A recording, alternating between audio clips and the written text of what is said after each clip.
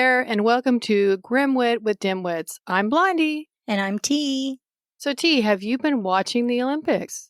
Ooh, I'm going to sound so unpatriotic right now, and I'm the most patriotic person you'll ever meet. But no, I have not had any time to watch them. Well, fortunately, my husband has it on all day just as like white noise, but I get so enthralled in watching it. The athletic ability amazes me. Oh, yeah, it's insane. Half the things they do, I'm like, okay, I wouldn't be able to get from the car to where I'd have to perform without being winded, let alone perform. I'd be like, that was the performance. Ta-da! That's right. Where's my gold medal? I made it. So I watched a sport that I've never seen. It's kind of interesting. It's called speed climbing, which is they climb up a rock wall. Mm-hmm. And this rock wall is about 50 feet tall. And men and women, and they climb up in 5 to 7+ seconds. It's just amazing to me. And they're all under 18 or average 18. They were saying something about it's only been around for 4 years and it's a young person's sport. Wow, I've never seen that one. That sounds really interesting. They look like spider men and women crawling up the wall. You probably can't see it, but they have little webs coming out of their wrists. That's right. They're using little pew pew to pull them up. They have to stick up there somehow. And then, of course, there's Simone Biles. She's amazing. Now, with her, I have been hearing some stuff about her, but I haven't watched anything. I think I might have just been looking at my Alexa and saw something about a Russian coach who was pissed off because she keeps winning and they want her to make her routines less difficult so that everybody can compete. Well, that's just crazy. Isn't it the point? The whole point. What else do they want her to do? Well, people just keep getting better and better. You have to make them more difficult. And if everybody else can't keep up, hello, she earned the gold medal. Well, actually, she won 4 medals, 3 gold and 1 silver. Wow. I have been hearing about her, just snips and pieces, but I haven't watched. I really need to go back and watch it. It's incredible. So yeah, you're going to have to watch. Yeah, I didn't even get to watch the opening ceremony. I guess that was pretty controversial, but you know, I'm just, like I said, no time. And sometimes I don't want to get sucked into the negative. So I've kind of purposely avoided that ever since I heard all the craziness about it. All the nonsense. All the nonsense. Yeah. I didn't see it either, but I do watch the Olympics because I appreciate the athletic ability. And you know, these people have had to have started when they were so young. Of course. I mean, how does one opening ceremony that may have gone awry take away from all the hard work that these people have done to get to where they're at? I'm not going to let one opening ceremony deter my enthusiasm for all their hard work. I'm just not going to do it. Absolutely not. And did you see the picture of the surfer and the surfboard, the Brazilian surfer? No. So there's a Brazilian surfer who did his ride and apparently did quite well with it. He jumped off his board and he's like holding up number 1 sign. And then right next to him, still on the leash, is his surfboard, like literally the same angle that he is, right side by side. They thought it was Photoshopped, but it wasn't. I just pulled it up and I can see it. Oh my God. There's like a little cloud underneath his feet, exactly positioned right. And he looks like he's floating on it and the surfboard is just following behind him. Isn't that crazy? That is wild. What a great picture. They can be spectacular even when they're not trying. This is one of the best photos I've seen in a long time.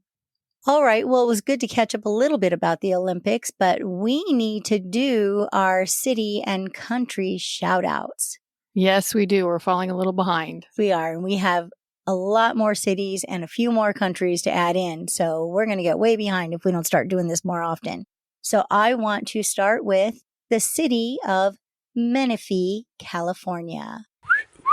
How can you not love a city that starts with the word men?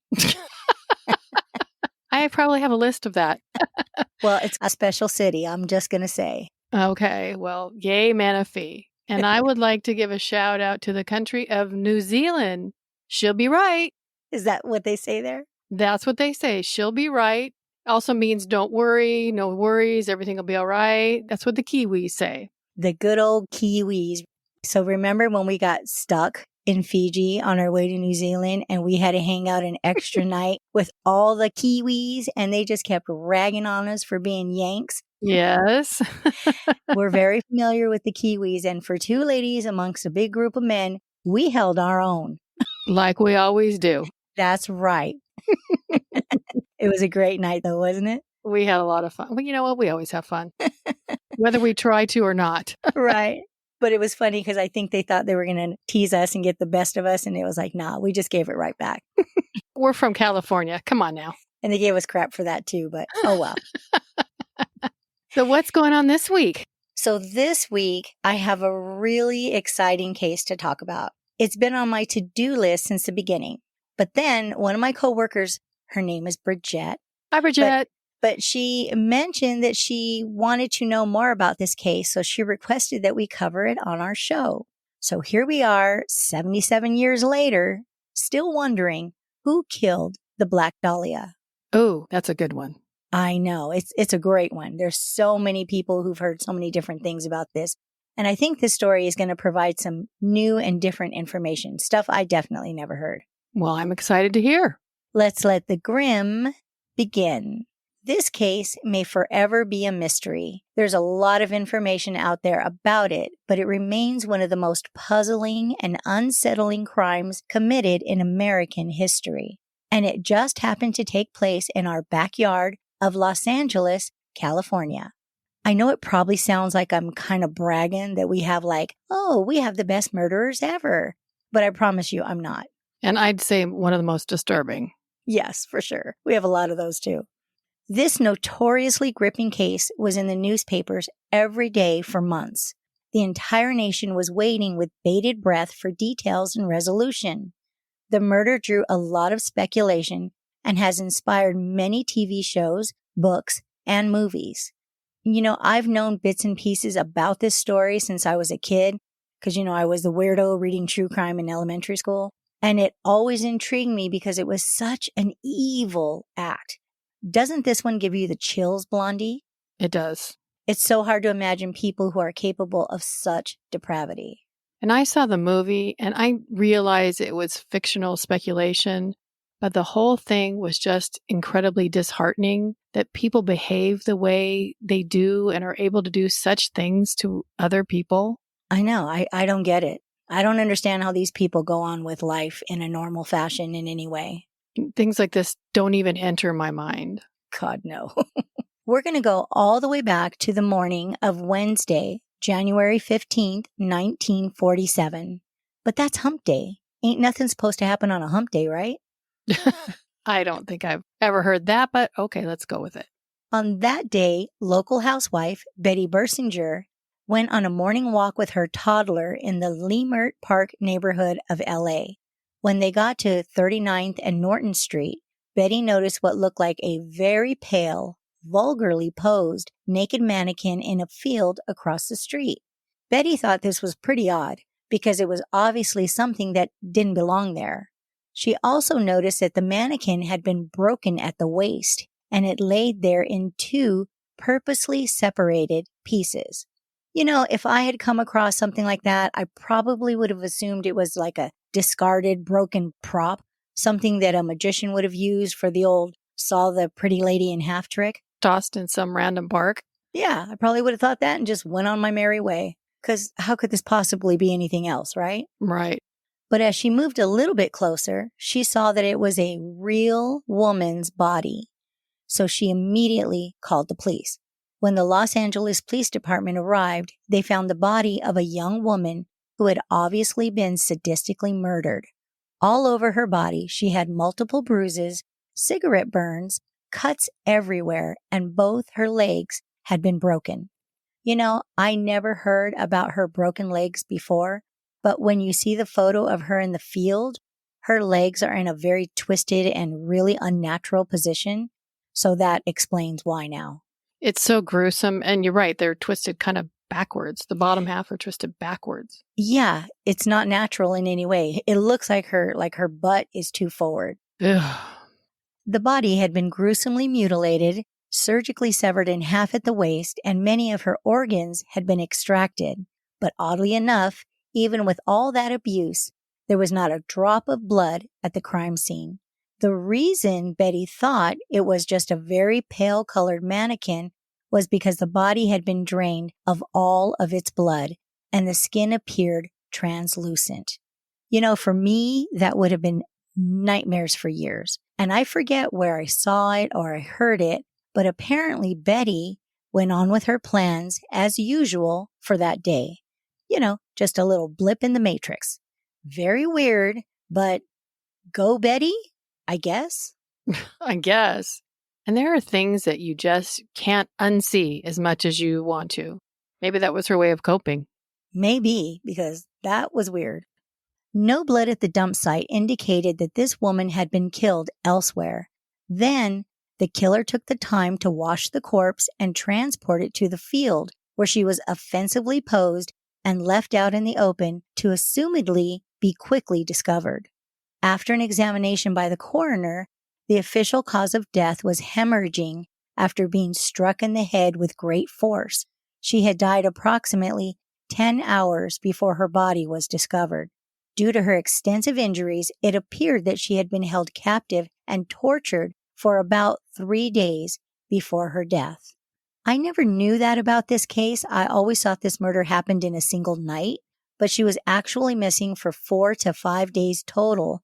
So maybe she had been dead for 1 or 2 before being discarded. Probably took the killer some time to cut her in half. And I'm also wondering if he broke her legs to put her body into something more compact for transporting. But it does pose the question, who would surgically cut her in half? And if I was to speculate, I would say the broken legs might have been part of the torture. I mean, either way, the whole thing was horrific. Oh, definitely. And it may have even been a way for her not to get away. True. I didn't think about that until right now. Upon arrival, the LAPD launched an investigation. They immediately had suspicions that the murderer had a medical background. For this reason, students at the local University of Southern California Medical School were under suspicion and questioned. The cuts to the body were done with surgical skill because of the way her body had been cleanly dissected. Her beautiful face had also been mutilated to resemble what's called a Glasgow smile, which means the corners of her mouth were slashed and widened from ear to ear. Because, everything he had sadistically done to her already just wasn't enough, right? And who thinks of these things? You have to be a very, very sick-minded person. Demented. The FBI was asked to assist, and they were able to rapidly identify the body in just 56 minutes. Blurred fingerprints were obtained from the body and sent out via sound photo, which was their version of a primitive fax machine. The images were transmitted and sent back immediately via telephone with the woman's identity. That's amazing for its time. It sure is. Really amazing. Blurred fingerprints, impressive. And everything was done via telephone. Wow. The murder victim was identified as 22-year-old Hollywood aspiring actress Elizabeth, a.k.a. Beth, Short. She was born in Hyde Park, Boston, on July 29, 1924, and was 5 feet 6 inches tall and 118 pounds. She was Black Irish, so she had beautiful jet black hair, pale, flawless skin, and stunning translucent blue-green eyes. But her flaws included bad lower teeth and chewed to the quick fingernails. She was easily identifiable through her fingerprints because she had applied for a job as a clerk at the Army Commissary of Camp Cook in January of 1943. Her prints were also on file with the police department of Santa Barbara because she had been arrested for underage drinking. So her mugshot was on file, and this is the first photo that was provided to the press regarding her murder. She looks young in that picture, and she does not look happy. And if it wasn't bad enough that she was brutally murdered, the first picture they show was of her mugshot. She was a beautiful woman. They couldn't use something that made her look more like a victim than a criminal. Well, I think it's because that's the first thing that popped up, and they were trying to get her identity out there to get information.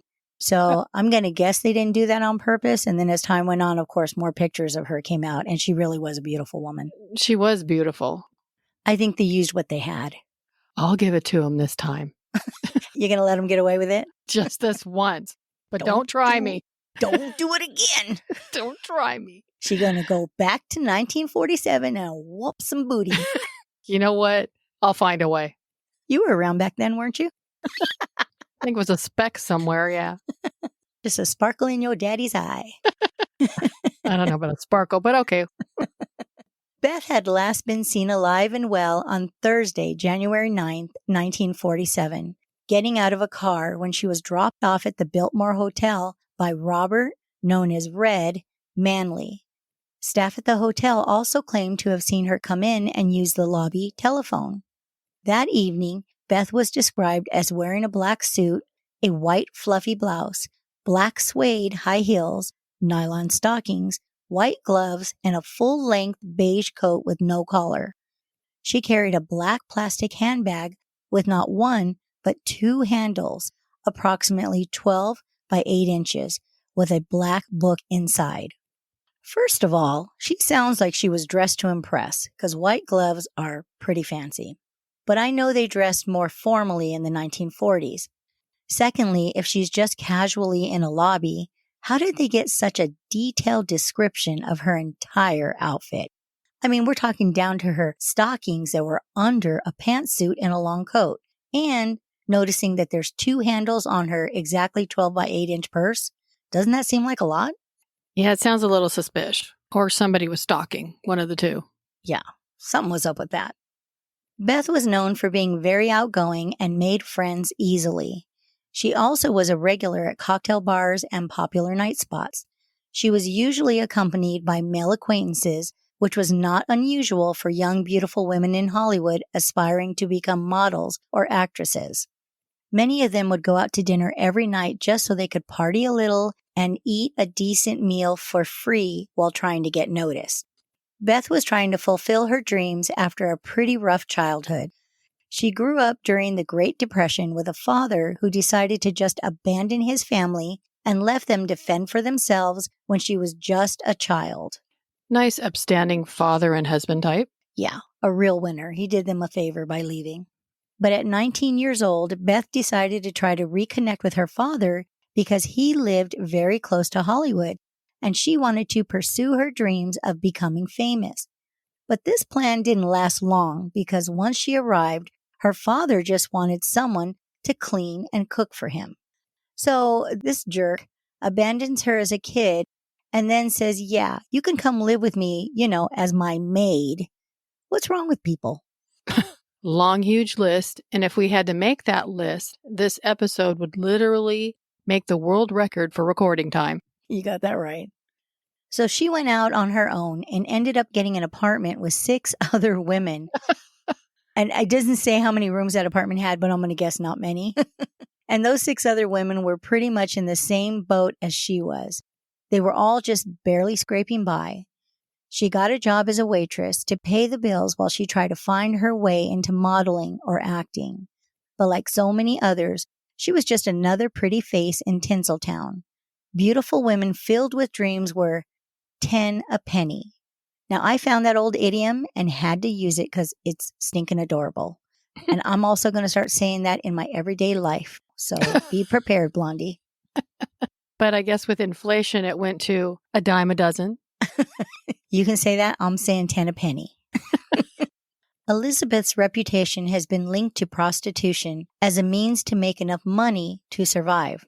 But those that knew her best said there was no way that could be true. She was a self-respecting woman and would never do that. When I initially heard this story, I too heard that she was a prostitute, but who knows if that's really true or not. Maybe that was just another avenue to smut the story up and sell more newspapers. They probably figured since she was going out to dinner with men or had her male acquaintances to get a free, decent meal, that she was doing other things as well.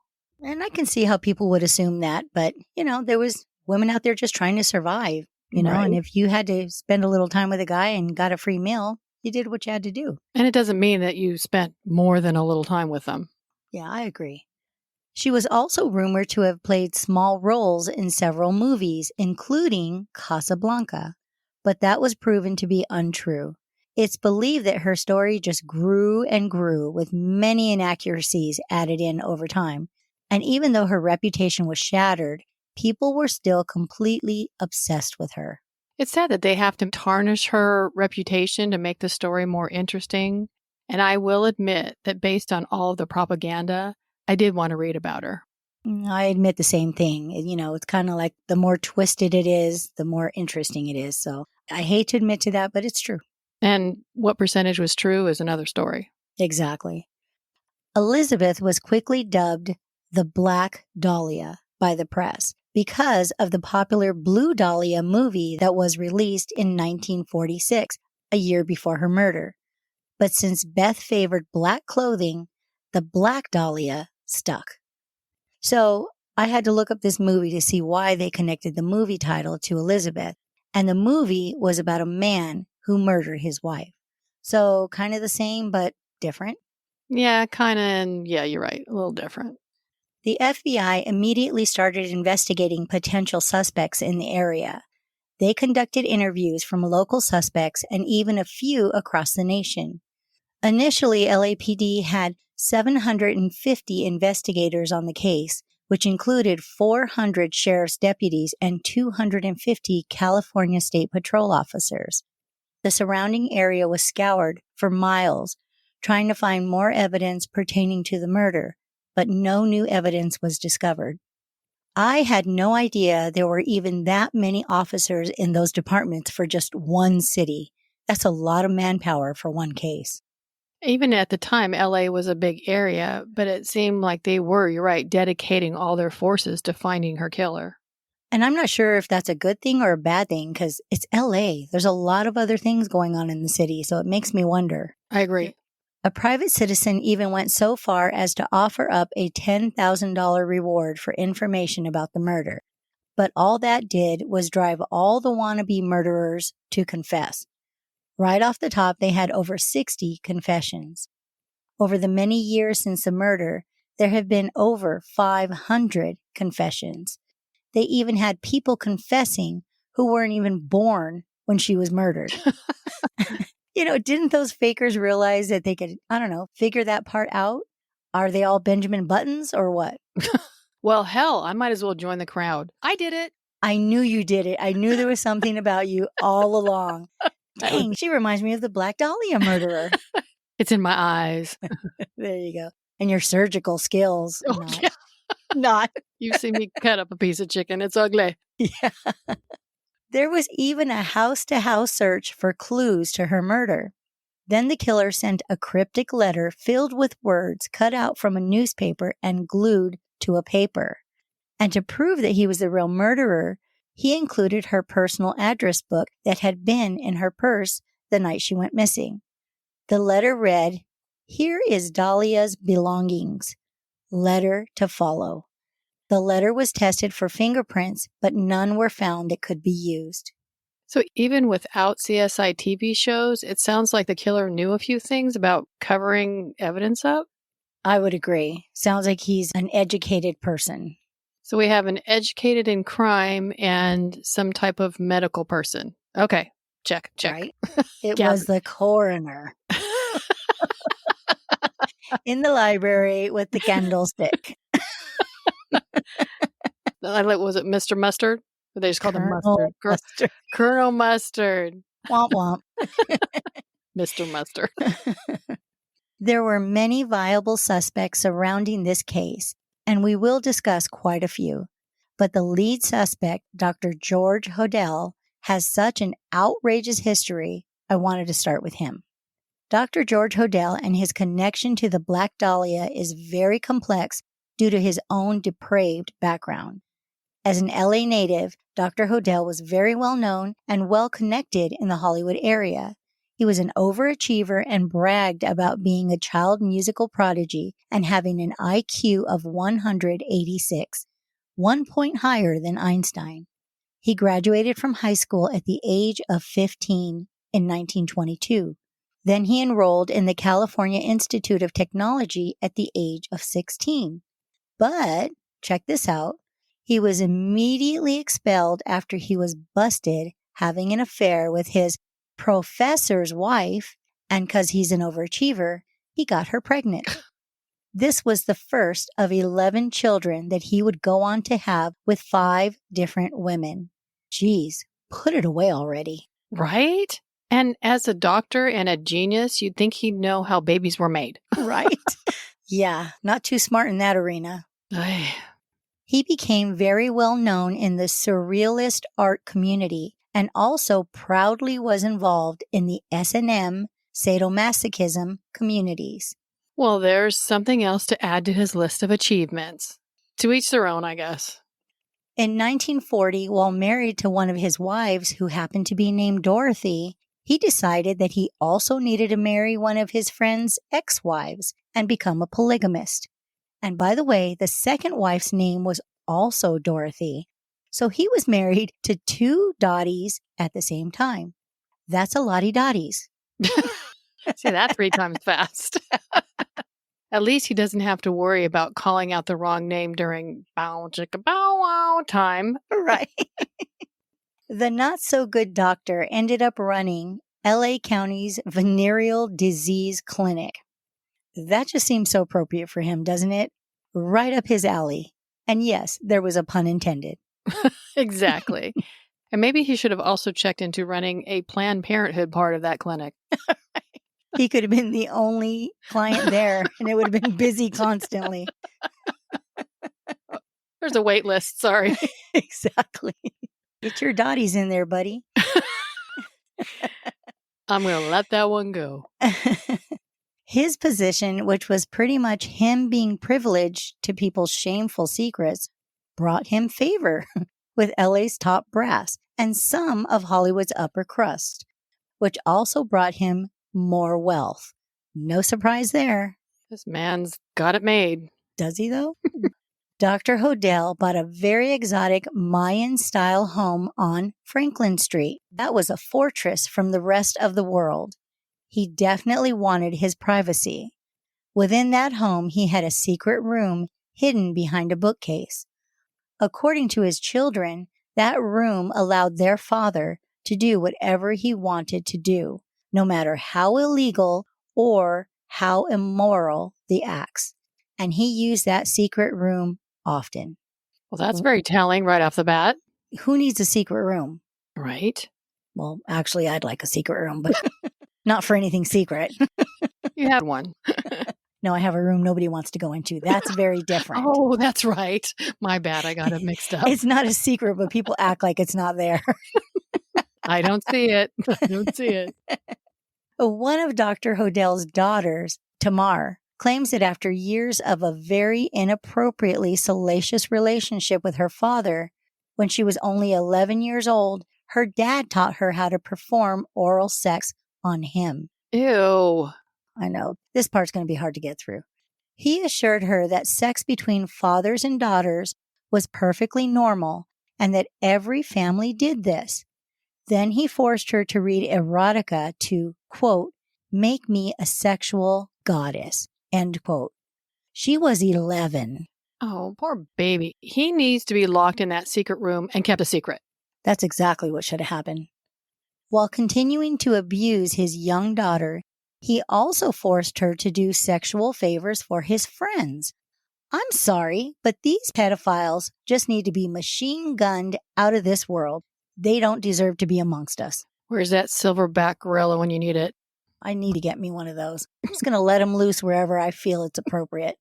Tamar becomes pregnant at the age of 14 with her father's baby and gives that baby girl up for adoption. Here's an interesting twist. Because Tamar listed the father on the birth certificate as an, quote, unknown Negro, end quote, the child was given to an African-American family to raise. The child is named Fauna, and she grows up thinking that she is half Black. Though she lives her life within a mostly Black community, she is harassed because she doesn't look Black at all. She obviously looks white. She even started carrying around her birth certificate as proof that she was Black. But later, she comes to find out that none of what she's been told is true. She's actually a child of incest between Tamar and her father, Dr. George Hodel. That's a story within this story. This poor girl is first traumatized by the color of her own skin. Then she finds out that the answer to that mystery is something even more dark and depraved. She didn't even stand a chance. No, they set her up for so much time on the couch. So much failure as an adolescent and then teen.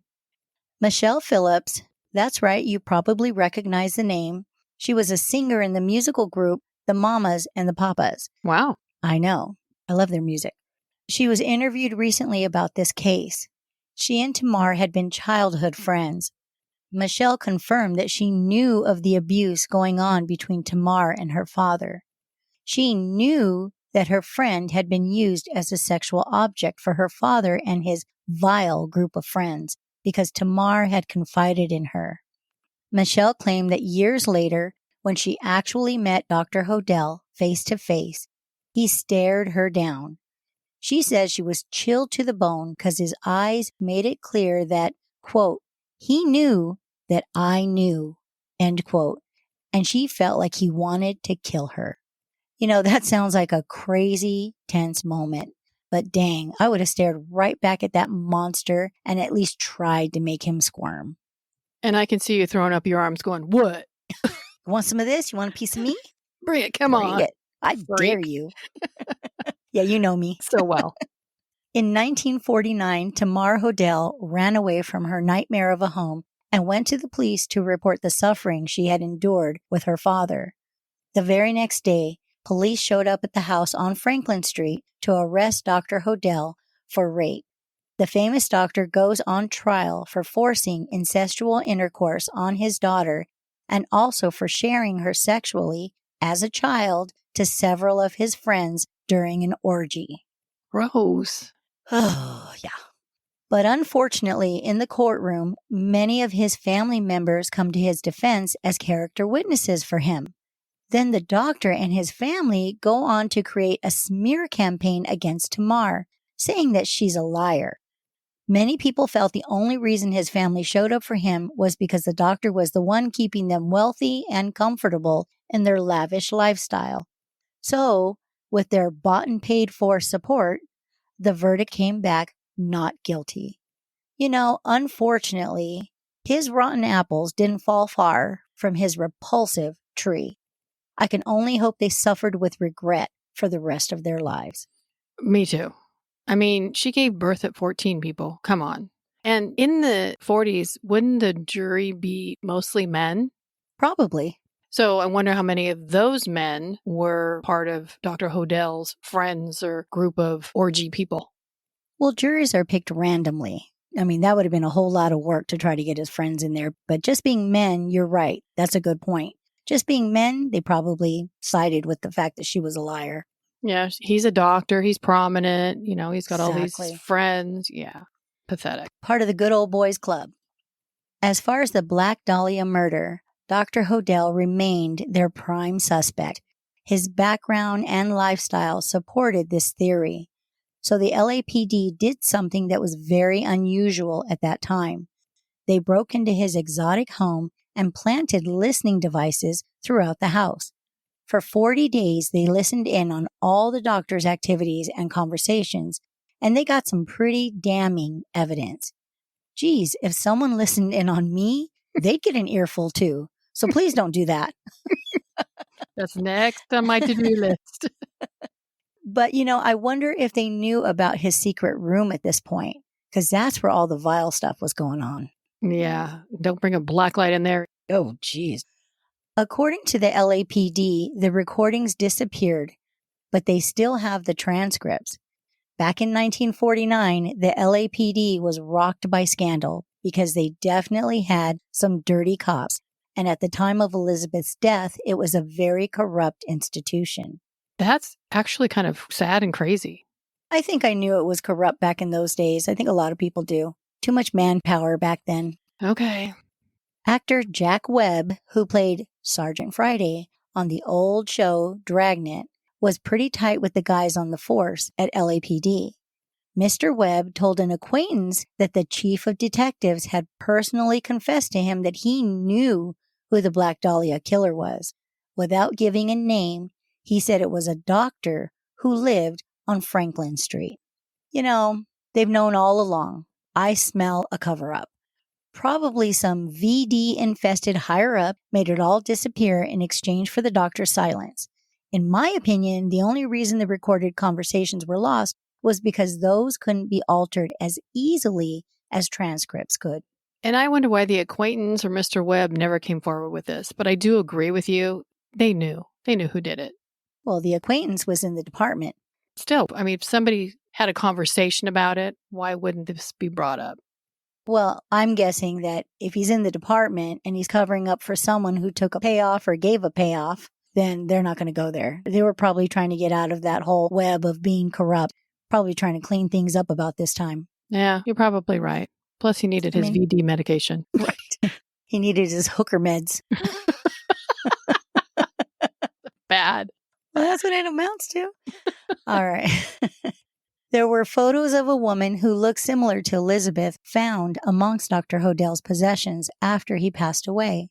His son, Steve Hodell, a former homicide detective with the LAPD, says that he knows for sure that 2 of those photos were Elizabeth Short. Well, isn't that interesting what his son became? I thought so. That apple did fall far from that rotten tree, and thank goodness for that. But let me go on, because I'm not really a fan of what he starts to do. Okay, let's hear. Okay, so the photos that Steve Hodell provided have been questioned, but Steve has become very entwined in this case and is not letting go of this theory that the photos are Elizabeth Short and that his father was the Black Dahlia murderer. So I saw the pics. There's 2 pictures, and you can easily see that it is not Elizabeth Short. You don't have to be an expert. You just have to have eyes.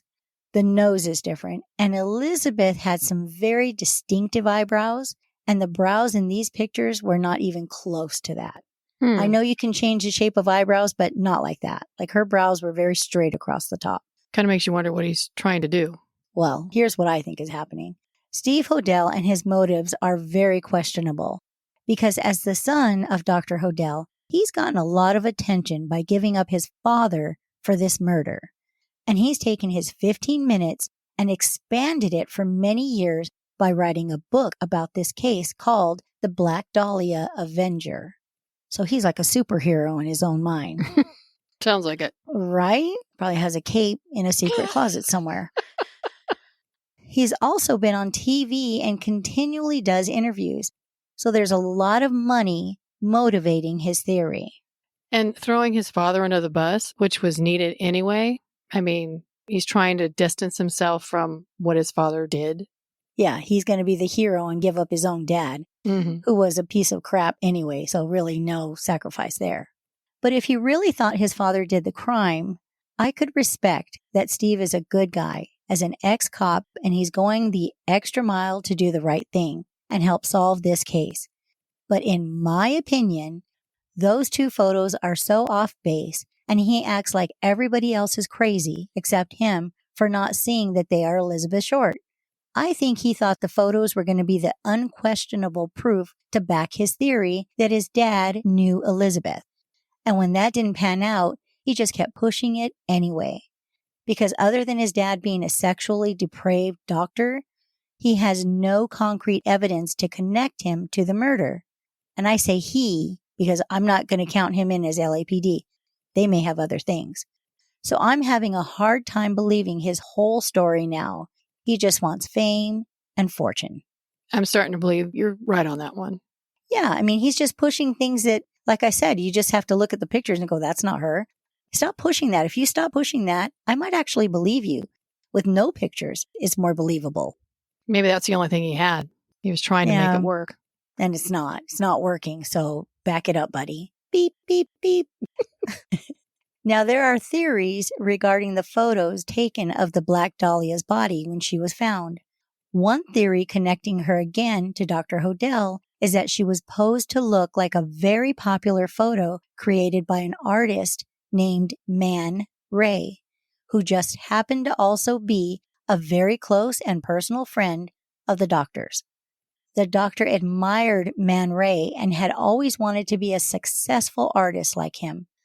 So Elizabeth was posed with her arms spread open around her head and her hands bent at the wrists, appearing like horns. This position very closely mimics a classic art photo done by Man Ray called the Minotaur, the mythical beast that devoured young maidens. To me, that definitely sends a message. A weird one. Yeah. This is a very interesting photo, though, because the subject is only a black and white nude torso with its arms bent up exactly like Elizabeth's were. And with the shadowing in the art piece, it really does look like a beast with horns. The eyes are the nipples, and the rib cage creates a very strange shadow that looks like an inverted snout. And there's a belly button, which I'm guessing might be the mouth. You should look this up if you haven't seen it. It's pretty brilliant, actually. And yes, eerily similar to how the body was posed. I did see it, and you're right. It is extremely similar, kind of almost creepy similar. Because it did look like a beast, didn't it? It did. Yeah. So really kind of brilliant, but geez, way to taint a photo with this murder is what I mean. Yeah, I knew what you meant. Maybe it was more exposure for him. Maybe, because I would have never looked it up without this case. Maybe he did it. Oh, look at another one on the suspect list. Also, the cuts across her mouth and face are said to mimic another Man Ray work called The Lovers.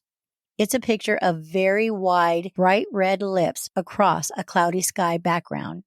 Now, this connection is kind of a stretch, if you ask me. I saw that one as well, and they're just trying to pull stuff out of the sky now. Yeah, it's just super wide lips. So where they got that from, I don't know. Could have been the Joker, for that matter. Yeah, it's not even close, if you ask me. As the investigation continued, the LAPD continued to get letters from the so-called murderer. Most of them were nonsense, but Steve Hodel did see one of the handwritten letters and again vehemently claimed that the handwriting on that letter was 100% his father's writing. He had no doubts. Steve Hodel suspects that his father was also involved in the murder of up to 30 other women. So this is all very subjective, but he's not giving up his theory. The longer he drags it on, the longer the paychecks that go with it just keep coming. I agree. And he has no proof, just he suspects that he killed 30 other women. He's just adding fuel to the fire. It seems like he wants it to be his father so he can be the one that solved the awful murder. But his father was a suspect way before he came into the picture, so he's not even going to get that glory. He just wants to be part of it so he can continue traveling the world, doing interviews, and pushing his book. Okay, I have no respect at this moment. Yeah, me neither. It's too obvious. Other suspects were also investigated as follows. Robert Red Manley was a salesman who had been seen with Elizabeth days before and the day she disappeared. He was the one who dropped her off at the Biltmore Hotel the last time she was seen alive. Makes you wonder if he waited outside, if he's a suspect. I mean, he could have, but if he already had her in the car, why go through all that? That's true. Let her out, then let her back in. Good point. Yeah. I mean, it still could have been him. He could have just been a dumb murderer, but, you know. Joseph DeMai, on February 8th, 1947, Joseph DeMai, an Army corporal, admitted to being the killer. He claimed that he dated Elizabeth for 5 days before the discovery of her body. But when questioned about details, his story unraveled completely, and he was released. Why even admit that you did it? I don't get it either. Norman Chandler, he was the publisher of the Los Angeles Times newspaper and was rumored to be involved with Elizabeth for a while and may have even impregnated her. Was she pregnant? It was never reported that she was, so I'm going to say no. But since you brought that up, with her stomach cut in half and her organs taken out, who knows, right? Oh, good point. Well, you made me think about that, so good point. That's my job, keeping you on your toes. Leslie Dillon, another significant suspect, was a bellhop and writer. His girlfriend had contacted the police stating that Dillon made incriminating, detailed statements about details of the crime. He also had a strong connection to another suspect, Mark Hansen, who was a wealthy nightclub owner. Mark Hansen was also supposedly romantically involved with Elizabeth. However, lack of concrete evidence led to Dillon's release. There's a lot of people coming forward saying that they hung out with her or dated her or was romantic with her. I wonder how much of that is actually true. I know. It's a lot. I mean, we dated around when we were single, but heck, it's a full-time job. Right? Where's my free, decent meal? You got to date decent guys to get decent meals. Oh, I knew there was a catch. Dang it. Dang it. Oh, Nobody told us. just missed it. Jack Anderson Wilson was investigated because he was a convicted rapist who was seen in the area at the time of the murder. Wow. Guilty by association? Guilty by your past. There wasn't a whole lot on him. Fred Sexton, sex is in his name. I wasn't going to say it. It's there. You got to say it. He was a photographer and also, interesting side note, he created the Maltese Falcon statuette from the movie The Maltese Falcon. If you know the movie, you know the statue. So he created that. Mr. Sexton grew up with Dr. George Hodel in the LA area. So they were very close friends. They had been friends since they were kids. He was also a star witness against Dr. Hodel in the 1949 incest trial. Sexton admitted his involvement in sexual acts with his friend George against his daughter and other women that the doctor provided. He became a suspect in Elizabeth's murder because he had been seen with her days before she disappeared. You know, what the heck? This was one of his pedo buddies that participated in and saw him have sex with his own daughter, and the doctor was still acquitted. Oh, and Sexton took a plea agreement for his part in Tamar's assault in exchange for his testimony. So isn't it weird that he had to take a plea and the doctor got off guilt-free? Right. I was just thinking that. Yeah. I mean, it's like the guy who testifies who saw you do it is the only one who's going to do any time here. Ridiculous.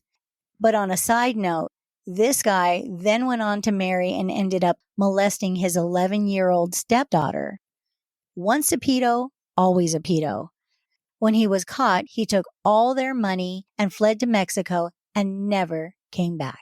I guess it's good that he left, but what is with these guys?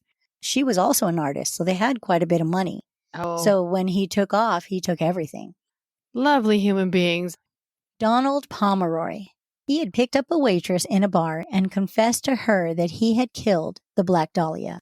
But following this confession, he claimed to be blacked out drunk that night and said he did not commit the murder.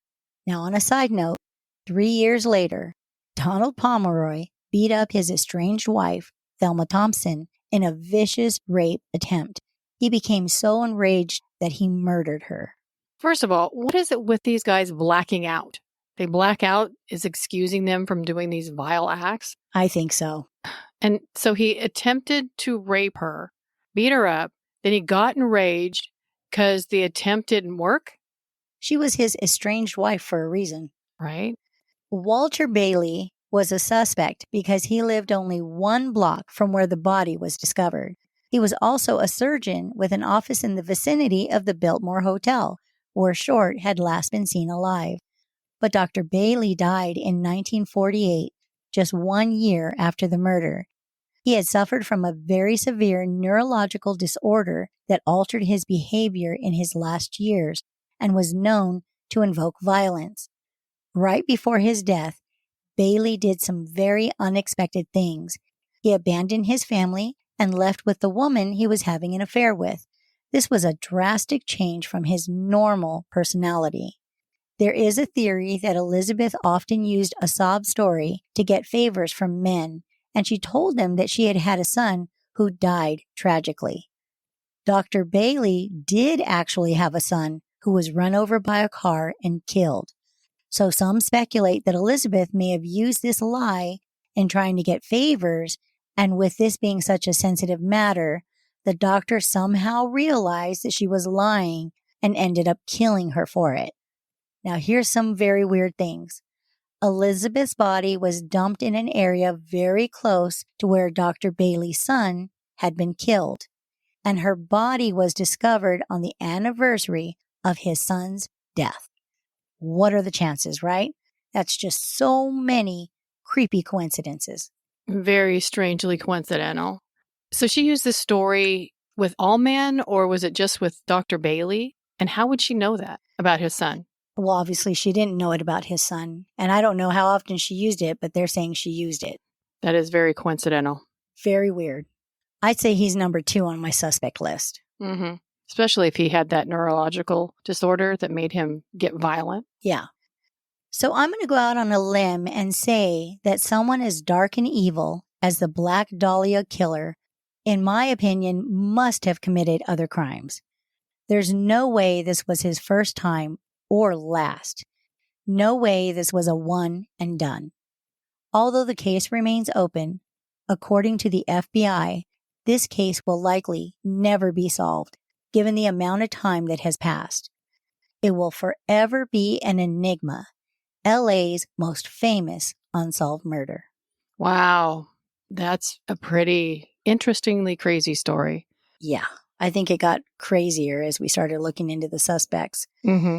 And But, these men. Wow. Yeah, it was a different time and a lot of shenanigans going on back then. Yeah. Makes you glad you weren't raised at that point. Exactly. I wasn't even the sparkle in the sparkle of my daddy's eye. Not yet. You weren't even the burning gas at that point, right? My daddy wasn't even a sparkle in his daddy's eye. I still don't think it's a sparkle. More like a piece of coal. But anyway, I'm glad that I got to dig into this story. I was fascinated by it. I just hope the listeners were fascinated by it as well. Thank you, Bridget. Yes, thank you, Bridget. Great recommendation. We want to thank everyone for listening, and we want you to remember to take care and don't forget to let your grimaginations run wild. Bye. Bye, everybody. We would just like to thank you all for sharing your time with us.